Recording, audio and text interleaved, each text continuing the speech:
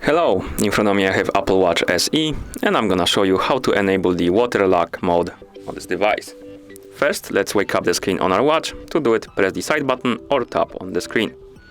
Now, swipe upwards from the bottom of the screen to open the control panel. Here, scroll down, find the water droplet icon, and to enable the water lock mode, simply tap on it. You can tell if the mode is active by this icon right here, the water droplet icon at the top of the screen.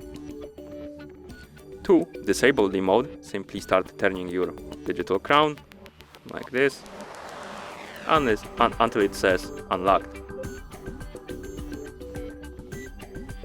And that's how you enable the water lock mode on this device.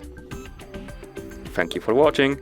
If you found this video helpful, please consider subscribing to our channel and leaving the like on the video.